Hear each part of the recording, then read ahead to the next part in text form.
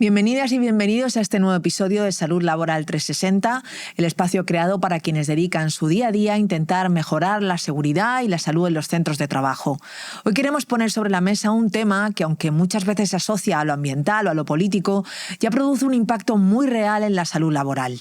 Hablamos de las olas de calor, las lluvias torrenciales, la contaminación del aire, el aumento de enfermedades transmitidas por vectores, los alérgenos, los fenómenos meteorológicos extremos, los megaincendios forestales incontrolables o el cáncer de piel por radiación solar, que están modificando las condiciones en las que trabajamos todos y que directamente afectan a nuestra salud. Cada año que pasa, cada mes, es más caluroso desde que hay registros, en una tendencia en la que las condiciones de pleno verano empiezan cada vez antes, son más extremas y duran más tiempo. Son señales que nos recuerdan que el cambio climático es una realidad que tenemos que combatir y a la que nos tenemos que adaptar. Con esta realidad, la situación exige ampliar nuestra mirada y adaptar las evaluaciones de riesgo, los planes de prevención y las medidas organizativas para hacer frente a los riesgos climáticos, porque no hablamos de un problema del futuro, sino de un desafío actual y la oportunidad de revertirlo es ahora. Dicho esto, tengo el placer de presentaros a nuestros tres expertos de hoy. Vamos a ver, tenemos aquí a Héctor Tejero Franco, que es responsable de Salud y Cambio Climático del Ministerio de Sanidad y director del Observatorio de Salud y Cambio Climático. Muchas gracias. A Gustavo Echenique Mota, responsable de Medio Ambiente de la Federación de Industria de Comisiones Obreras de Madrid. Muchas gracias. Y también a Antonio Balduz Inglés, delegado de Prevención del Sector Aguas de Comisiones Obreras de Madrid. Hola. Bienvenidos. Gracias. ¿Me podéis contar vosotros qué relación existe real ahora mismo entre el cambio climático y la salud laboral? Bueno, en primer lugar yo creo que lo que estamos viendo ahora es que el cambio climático enferma y mata, ¿no? O sea, dicho más técnicamente, el cambio climático es una crisis de salud pública. Y esto ocurre a la salud de todas las personas, da igual si trabajes o no, pero también especialmente en la salud de las personas trabajadoras. De hecho, esta semana pasada se ha publicado la nueva evaluación de riesgos e impactos en el cambio climático, que reconoce, en materia de salud, reconoce una decena de impactos relevantes, de riesgos relevantes, y de entre los tres riesgos clave, el segundo es el aumento de mortalidad y morbilidad, o sea, el aumento de riesgo de muerte y de enfermedades en las personas trabajadoras debido al empeoramiento de las temperaturas. Y ahí, en España, en un país como el nuestro, que es el más vulnerable al cambio climático de toda la Unión Europea, el principal riesgo es el calor extremo, las altas temperaturas. Pero luego estamos viendo que hay otra serie, digamos, de riesgos directos, como son los fenómenos meteorológicos extremos, incendios, inundaciones, el aumento de las enfermedades transmitidas por vectores, los alérgenos, toda una serie de factores de riesgo que se va a tener mucho impacto en las personas trabajadoras como en la población en general. ¿Qué efectos directos e indirectos? Porque también están los indirectos. Hemos hablado, digamos, de los más claros, pero a lo mejor hay otros más difusos, ¿no? Son varios los efectos que tiene el cambio climático en los puestos de trabajo. No solamente es a la hora de trabajar, es también la temperatura que se esté produciendo, el frío que haya en el lugar, problemas de salud como son pues problemas cardiovasculares, problemas de desconcentración a la hora de trabajar. Hay muchos elementos que afectan a la salud en la tarea diaria, ¿no? Más cosas. ¿Qué sectores laborales consideráis más vulnerables a los efectos del cambio climático? Porque no son todos iguales. Claro, son varios sectores. O sea, tenemos dos grandes grupos, ¿no? O sea, aquellos que están al aire libre y aquellos que están en zonas semicerradas o semiabiertas, ¿no? Los grandes sectores son, por ejemplo, la pesca, la agricultura, la minería, la construcción, que lo vemos muchas veces, el mantenimiento de parques, mantenimiento de jardines. Eso sería efectos que pueden ser tanto al aire libre como en semicerrados. Semicerrados, oficinas, plantas de procesamiento. Pensemos que estemos en un lugar cerrado no significa que seamos no vulnerables, seguimos siendo vulnerables. ¿Vulnerables en qué sentido? La temperatura que se produce en ese lugar donde estamos, si se está cerrado o no está cerrado. Hablamos también de humedad, hablamos también de efectos. A mí a veces me llama la atención porque parece que temas como los alérgenos, vectores biológicos y eso, como estamos dentro o estamos en un lugar semicerrado, no afecta, sí que afecta. Tú tienes procesos de climatización, procesos de aislación, de ventilación, que también los reciben esas personas, ¿no? Más cosas. El calor extremo está siendo más frecuente, eso es evidente, lo hemos dicho al principio. ¿Y qué medidas preventivas básicas deberían aplicarse en las empresas frente a las olas de calor?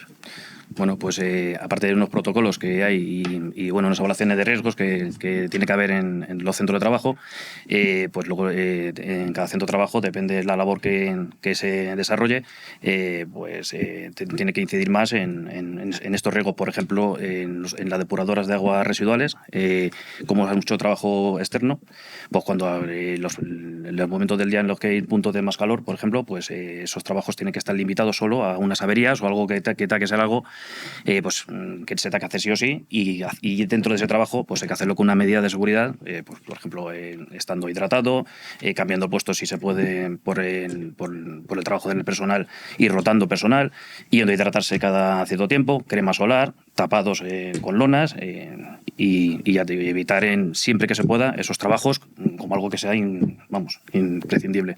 Yeah. ¿Están obligadas las empresas a adaptar las condiciones de trabajo cuando hay una alerta por altas temperaturas? Sí, las empresas cuando hay altas temperaturas deberían tener un protocolo de estos trabajos, aparte de todas las medidas que tengan que llevar de limitar estos trabajos o hacerlos bajo todas esas evaluaciones. ¿Y esos protocolos están publicados en alguna parte? ¿El trabajador tiene derecho a pedirlos? ¿El sindicato los tiene y es fácil de acceder a ellos?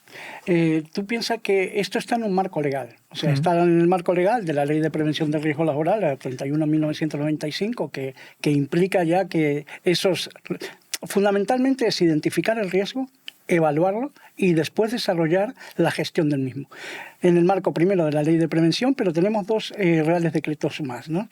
En este caso tenemos el Real Decreto 4/2023, que es el que se hizo por efecto de las olas de calor, que lo que obligan a las empresas es evaluar. Yo cuando a veces hablamos de obligación de las empresas es que tal vez no hay que mirarlo desde ese punto, no es una obligación de las empresas, es una obligación como ciudadanos de proteger a nuestra gente, de proteger a las empresas y proteger a los trabajadores, claro, que están ahí. O sea, a veces esto como sindicato obligamos, no, esto es el bien común. Entonces lo que tenemos que preocuparnos es de la salud de esos trabajadores. Por ejemplo, también se ha hecho, cuando se ha hecho la DANA con el Real Decreto 8/2024, que es la del 28 de noviembre, que habla sobre medidas concretas del permiso retribuidos, ¿no? ¿Para qué? Para que en casos de eventos, de fenómenos extremos, se pueda intervenir, ¿no? Son 4 días, con los cuales nos permite, pues en casos de que no podamos acceder a nuestro puesto de trabajo, se puedan hacer permisos retribuidos, inclusive que se pueda ya pasar a hacer en aquellos lugares donde se pueda el teletrabajo, ¿no? Y también a la empresa le puede valer como un instrumento porque puede llegar a suspender el contrato. Hablemos de las olas de calor porque es lo más habitual. Entiendo también que ahí ya el protocolo tiene que ser previo. O sea, no puede ser que el señor que vaya a trabajar y diga estamos a 42 grados al sol y ahora yo me tengo que poner a preguntarme si puedo pedir agua o no, o si dentro de 2 horas me puedo bajar o no del andamio. Esto tiene que estar antes, ¿no? Sí, ¿no? Las empresas tienen que tener, los trabajadores, pactar una serie de condiciones en función de las temperaturas, porque claro, el problema de las olas de calor es que depende mucho del puesto de trabajo. No es lo mismo, digamos, en qué parte de España estés, no es lo mismo qué tareas realices, no es lo mismo qué ropa lleves, ¿no? O sea, por eso lo que decía Gustavo, ¿no? Que también tenemos a pensar que las olas de calor es un problema fundamentalmente de gente que trabaja al aire libre, que es verdad, pero también existe mucha gente que trabaja en sitios cerrados o semicerrados, con mala refrigeración, con máquinas, con ropa de trabajo, donde te puede dar un golpe de calor perfectamente, o la otra forma de que afecta al calor, que siempre nos centramos en estas, digamos, muertes trágicas, ¿no? De que hay un golpe de calor o alguien trabajando pues al aire libre, alguien de un servicio de limpieza, pero en realidad el calor también mata lentamente, mata silenciosamente, ¿no? Y de que aumenta el riesgo de accidente laboral, de cualquier accidente laboral, un 17%, y eso no es que la gente tenga un golpe de calor, es que de repente, pues como está más cansada, temas, no ha descansado bien esa noche porque hacía calor, pues de repente, ¿no? Hay un accidente de cualquier tipo. Entonces, ahí las empresas lo que tienen que hacer y los trabajadores pactar una serie de condiciones para que, en función de la temperatura, en función del puesto de trabajo, pues lo que decía Antonio, ¿no? Tienes que ver, pues, hoy aquí no se puede hacer esto, no se puede salir al exterior, o hay que dejar de trabajar, o solo trabajamos estas horas, o modificar la jornada laboral. Y eso se tiene que hacer antes, porque es verdad que cuando llega la ola de calor, pues ya ponerte a decidir qué tienes que hacer es mucho más complicado, ¿no?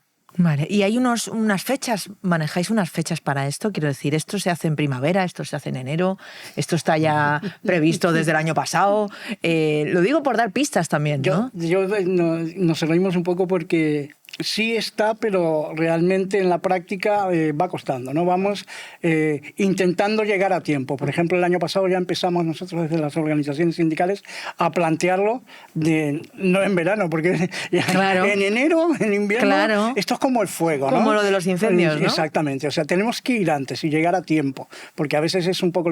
Y también llegar a tiempo con las medidas concretas, ¿no? Claro. Porque esto no se hace en un clic, o sea, gracias al trabajo de todos y la voluntad de todos, cada vez se va mejorando mejor. Pero hablamos de calor, pero también tienes frío, tienes claro. tienes momentos de frío, hay vectores biológicos que cada vez se están afectando más. O sea, no sé qué son los vectores biológicos, así te lo digo. Mosquitos, garrapatas. Mosquitos, picaduras, enfermedades. Que transmiten enfermedades. Bichos que tienen que ver con estos campos. Claro. Por eso muchas veces decimos, es un fenómeno global, ¿no? Es un fenómeno que afecta a muchas cosas a la vez. Entonces tenemos que tratar de centrarnos y empezar a hacerlo de manera ordenada. ¿No? Eso sí, es un poco hace lo que... 2 veranos hubo un problema con el West Nile, con el virus del Nilo occidental, y esto que dices, no se hizo a tiempo las limpiezas, entonces es verdad que no siempre tienen por qué transmitir enfermedades, pero claro, entras en un momento de riesgo en el cual, pues antes te picaba un mosquito y te llevabas una picadura, ya de repente te pilla un mosquito y te vas al hospital y a saber y a ver acabas, si sales, ¿no? O no sales. Claro, ¿no? exacto. ¿No?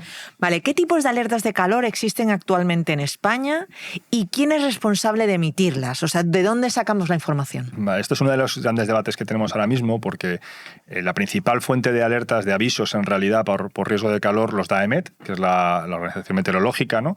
Y tiene unos avisos que se basan simplemente en estadísticos a nivel de temperatura. Es decir, si en una zona de España hace muchísimo calor, un calor que estadísticamente no se había visto, porque digamos ese día al año no se ve esa probabilidad, no se había visto una temperatura igual, da un aviso de amarillo, naranja o rojo. ¿Vale? Esos avisos son muy útiles para muchas cosas, pero no están centrados específicamente en salud. Por ejemplo, estos avisos son muy importantes pues, para infraestructuras, para saber el riesgo de incendios, etcétera, etcétera. Nosotros en el Ministerio de Sanidad, en colaboración con el Instituto de Salud Carlos III, hemos desarrollado un sistema de avisos diferente basado específicamente en salud, que lo que hace es estudia la asociación entre temperatura y mortalidad en una determinada zona, ¿no? Pues antes eran provincias y ahora son a nivel subprovincial. Y lo que hacemos es, si hay muchos días seguidos de calor, incluso aunque no sea muchísimo calor un día, eso tenemos en cuenta el efecto acumulativo y damos avisos también de tipo amarillo, naranja y rojo. Idealmente tendríamos que tener como un único sistema, pero es verdad que cumplen funciones ligeramente distintas. Entonces, al final, en este Real Decreto que decía Gustavo, el 4/2023, que se fija ¿no? que las condiciones de trabajo se deben modificar por estos avisos, lo mejor es coger la más, la peor de todas, ¿no? Porque es verdad que cuando hace mucho calor un día, pues podemos suponer que es más fácil que haya como golpes de calor, digamos, ¿no? Pero cuando hace mucho calor de forma continuada, pues entramos en esta fase de, bueno, hoy no es que sea un calor especialmente altísimo, ¿no? O sí, pero sobre todo es que llevamos ya muchos días sufriendo, entonces el cuerpo lo va notando. Y de hecho, cuando hay una ola de calor, nosotros vemos en los gráficos que la mortalidad, o sea, la ola de calor termina y la mortalidad sigue. Claro. Porque la gente sabe, es un efecto acumulativo. Ya está hecho, ¿no? O sea, como 4 o 5 días, una semana después, la gente se sigue muriendo, no de calor, porque puede ser gente muy mayor o gente con enfermedades, digamos, crónicas, pero vemos en las estadísticas que hay aumentos de mortalidad muy significativos, pues porque pues eso, ¿no? Pues de repente se empeora su enfermedad, se descompensa, tiene una enfermedad renal, una enfermedad cardiovascular y se muere por un hospital, en una residencia. Pero justo después de la hora de calor. Pero justo después de la ola de calor. Y entonces, las personas trabajadoras va a pasar igual que, seguramente, si viésemos la estadística, veríamos que incluso los días después de la ola de calor veríamos un aumento de accidentes laborales, pues porque la gente está más cansada, ha dormido mal, está más estresado, lo que sea, ¿no? Entonces, esos dos sistemas de avisos hay que tener los dos en cuenta y yo creo que hay que coger siempre el que sea peor de todos, el que sea el rojo de los dos es el que hay que coger. Vale, y además del calor, ¿qué otros riesgos emergentes estáis viendo relacionados con el cambio climático que se deberían tener en cuenta en los planes de prevención de riesgos laborales? Pues como están diciendo los compañeros, picadura de insectos, claro, en este cambio climático al hacer más calor, en las zonas húmedas, por ejemplo, pues es el hábitat perfecto para pues, mosquitos, avispas, garrapatas, un montón de insectos que transmiten enfermedades. Y entiendo que eso tiene también unos procesos de fumigación, ¿no? De control de esas plagas. Estoy hablando sin saber, sin tener ni idea. Sí, es cierto. Y lo que pasa es que al final es una cosa que se contradice un poco con la otra, porque fumigar es malo para el medio ambiente, claro. Pero claro, en algunos casos tienes que fumigar porque, claro, al final es inevitable. Pero sí, también una de las cosas que se hacen es fumigar, pero aún así se fumiga una vez y luego vuelven a desarrollar porque hace mucho calor, o sea, que las temperaturas, que es que, lo digo, en sitios que haya un poquito de humedad y ya muy altas temperaturas, es un sitio perfecto para que salgan todos estos... ¿Y eso tiene unas fechas? ¿Está controlado? ¿Hay unos protocolos, digo, para eso? ¿O hay que ir improvisando en función de que la plaga crezca o no crezca? A ver, protocolos está, los que estamos hablando de fumigación, también, bueno, se va viendo en lo que crece o no crece o la cantidad que hay de estos bichos, pero esto es al final fumigas y se pueden salir. Lo único que puedes hacer es intentar hablar con la empresa y se puede fumigar. Y luego proteger nosotros, te puedes proteger, la empresa protege con este insecto, pues con lo típico de las cremas en el insecto para las picaduras. Bueno, de hecho, nosotros, por ejemplo, en la depuración de aguas residuales, tenemos un problema con, por ejemplo, picadura de avispas, que vas directamente a la mutua que te pinchen urbasón. Claro. Bueno, claro. O sea, directamente, sí. O sea, directamente porque además, no sé si ya será porque tenga más carga biológica, al tener esos riesgos biológicos nosotros que en estas plantas o lo que sea, pero vamos, te suele dar una reacción más peor la gente que es alérgica, que incluso tiene que... Nosotros tenemos un compañero que ahora mismo se está vacunando de varios tipos de alergia a picadura de avispa. Claro. Más allá del contexto laboral, sí que es verdad que todo el sistema sanitario tiene unos mecanismos de vigilancia de salud pública, vigilancia epidemiológica, que depende de las comunidades, que coordina el Ministerio de Sanidad, recoge el centro el CAES, el centro de alertas, y donde vamos viendo pues, si aparece alguna enfermedad en algún sitio, y también hay sistemas de ciencia ciudadana, por ejemplo, el CSIC ha sacado 2 aplicaciones, que una es Mosquito Alert y otra es Garrapata Alert, en el cual si tú ves un mosquito raro o una garrapata, vas a hacer una foto, lo envías, y eso vamos mapeando en qué zonas de España. O sea, hay unas aplicaciones donde se puede denunciar en cualquier centro de trabajo. Mire usted, aquí hay unos bichos raros. Centro de trabajo, no centro de trabajo, bueno, digamos. Vale, más cosas. ¿Qué papel creéis que juegan los comités de seguridad y salud a la hora de impulsar planes de adaptación al cambio climático de las empresas? Pues, a ver, yo, por ejemplo, creo que esto, lo primero creo que tiene que ver, tenemos que ser todos conscientes de que esto forma parte de todos. O sea, cualquier trabajador que vea un riesgo tiene obligación de decirlo para ver si se puede tomar alguna medida. En cuanto hay normativas, hay evaluaciones, protocolos, un montón de cosas, pero al final también tenemos que vigilar los delegados de prevención, los delegados de personal, que junto con los técnicos de prevención en las plantas, plantas son los centros de trabajo, ¿vale? Sí. Que muchas veces me voy hacia lo mío. Tenemos que mirar que todo esto se cumpla. Y tenemos que ver si vemos cualquier riesgo o vemos cualquier cosa que no nos parece o que creamos que puede poner la salud de algún trabajador en riesgo, pues decirlo. Pero repito que los trabajadores mismos también muchas veces son los que tienen que dar ese salvo de alarma porque muchas veces gracias a ellos a lo mejor tú no estás en ese puesto de trabajo y resulta que hay algo... Hombre, porque más ojos ven más. Exactamente. ¿No? Y cuanta más gente estemos pendiente, pues mejor estará todo vigilado. Esto es cosa de todos y mirar todo, pues eso, y informar y ver y estudiar. Está claro. Y luego es verdad que los delegados, ¿no? Efectivamente. Tienen la obligación, digamos, de ir luego a reclamar que se haga algo con lo que se ha observado, ¿no? Exactamente. O sea, la función del delegado es recoger toda esa situación e intentar encauzarla a través de los protocolos de prevención, ¿no? Y la evaluación del riesgo. O sea, realmente esa evaluación del riesgo lo que permite es identificarlo y ver cómo reaccionamos a tiempo, ¿no? Vale. ¿Y hay guías, proyectos, protocolos específicos que ayuden en este sentido? Yo creo que tenías por ahí un par yo lo he traído de ejemplares de cosas que conviene tener en la cabeza, ¿no? No sé, ¿por ahí? Sí, yo creo que en esta cámara se te ve. Ahí. Este es el Calor Adapt. Es un trabajo que se ha hecho en conjunto con el Ministerio y realmente es muy bueno y lo que nos permite... A ver, es la guía práctica para la gestión del calor en el trabajo.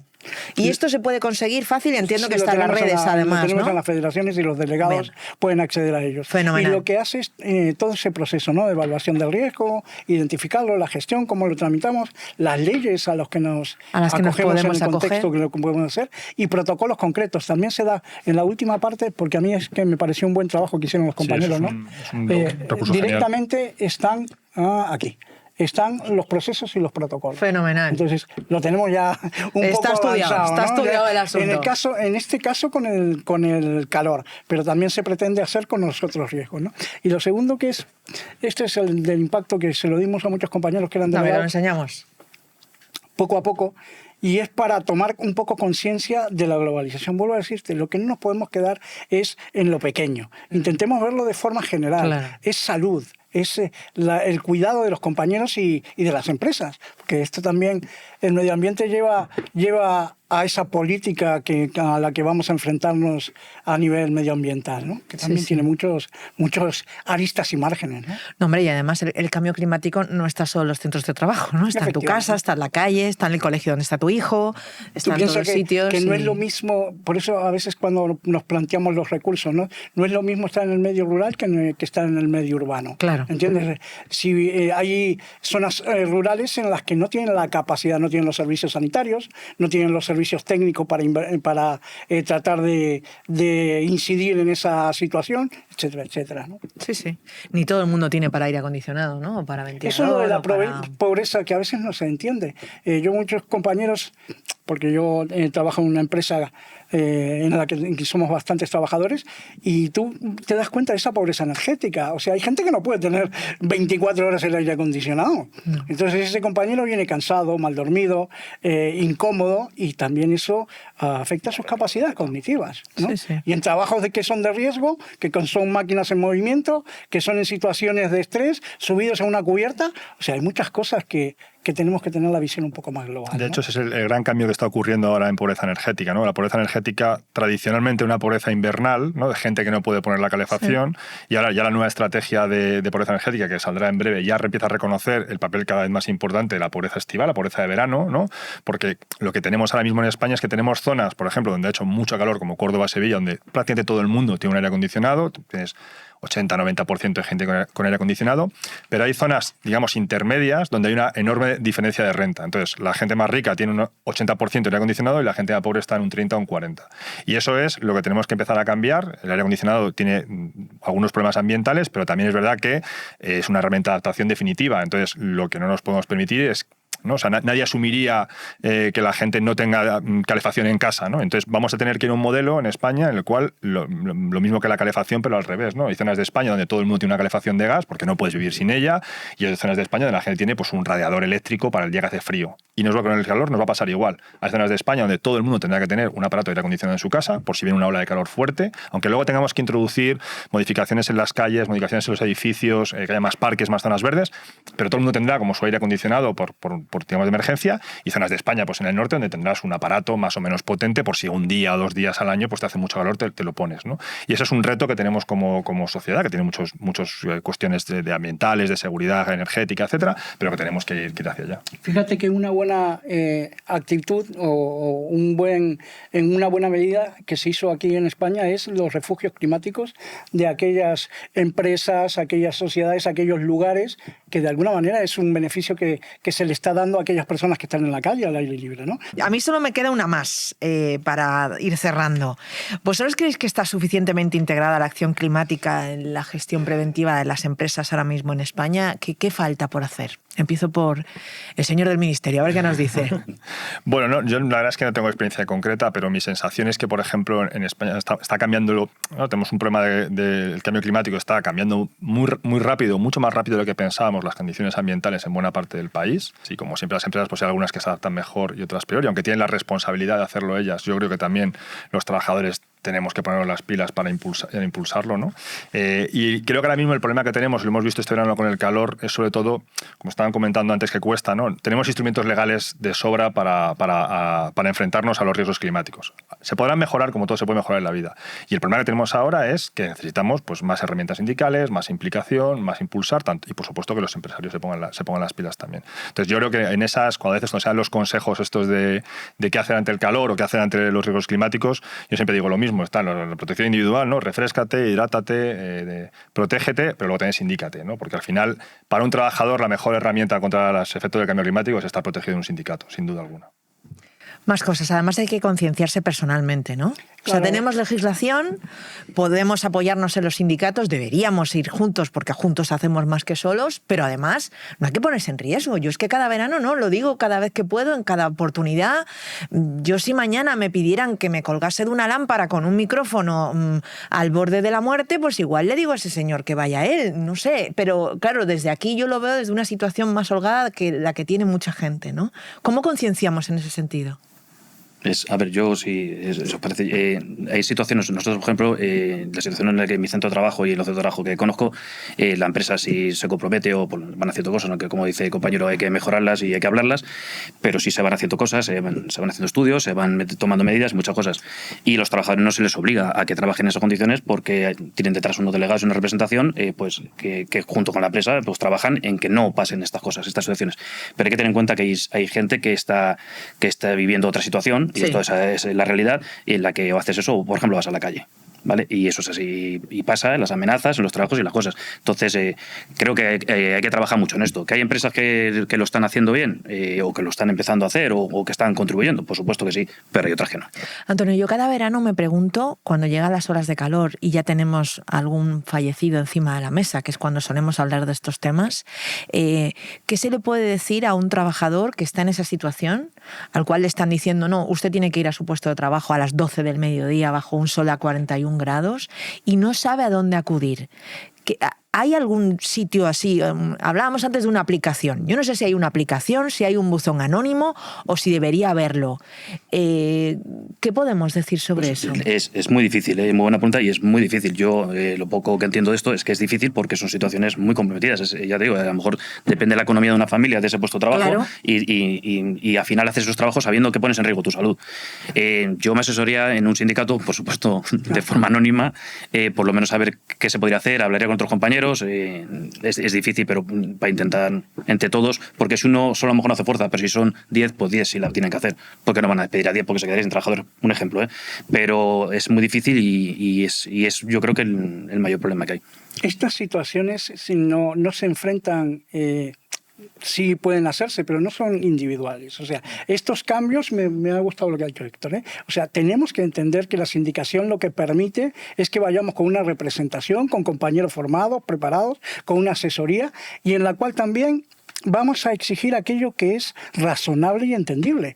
Hay cosas que se están haciendo en las empresas, es que va contra toda lógica. O sea, no se puede poner a la gente, como ha pasado en el verano, a las 2 de la tarde a trabajar recogiendo un parque, además con el disparate de que empiezas por el lado que más sol hay. Entonces dices, pero Dios mío, no hay una ahí que pensado un poco que empiece por el lugar de la sombra y cuando ya baje el sol. Son esas cosas pequeñas y que se pueden hacer. Evidentemente tiene que ser a través de la sindicación, aunque individualmente también, porque vuelvo a decir, hay un marco legal más que suficiente. Lo que sucede que, bueno, que hay que intentar aplicarlo, ¿no? El problema que tenemos siempre, por ejemplo, es que nosotros cuando intentamos concienciar a la gente de los problemas de salud del calor, pues lo hacemos de una perspectiva tanto individual como colectiva, ¿no? Es decir, protégete, hidrátate, no te pongas al sol. La situación ideal. Claro, habla con la gente vulnerable. En el marco de una relación laboral, la gente no elige lo que puede hacer. Entonces tiene situaciones muy complejas en las cuales si estás protegido, si ¿no? tienes un buen convenio, tienes un delegado sindical, pues estupendo. Pero la gente que no lo tiene, pues ese es el problema que tenemos ahora, y lo que tenemos que hacer es avanzando en esas herramientas desde la inspección laboral, desde la posibilidad de denunciar, que la gente sea consciente de que se puede sindicar y que puede mejorar esto, y en último término pues esa decisión muy jodida y muy personal de qué hago cuando tienes un riesgo inminente, ¿no? Porque el problema que tiene el calor, yo creo, frente a otros riesgos, ¿no? Es que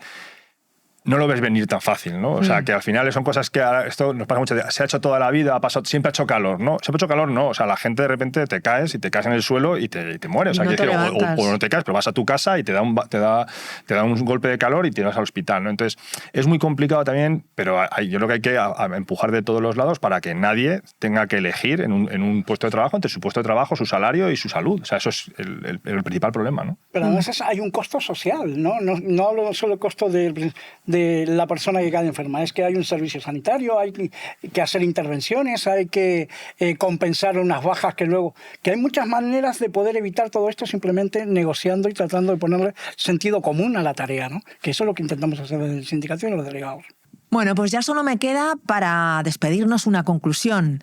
Tenemos por delante el reto de integrar la acción climática en las acciones de prevención de las empresas. Tenemos que prevenir las consecuencias de los riesgos climáticos y de los fenómenos adversos que traen con ellos para evitar muertes y enfermedades. Que lo consigamos depende de todas las personas trabajadoras. La clave del éxito es que más allá de las soluciones individuales que también importan y aportan, redescubramos el papel protagonista de los movimientos sociales sociales como agentes de cambio. Juntos podemos mucho más.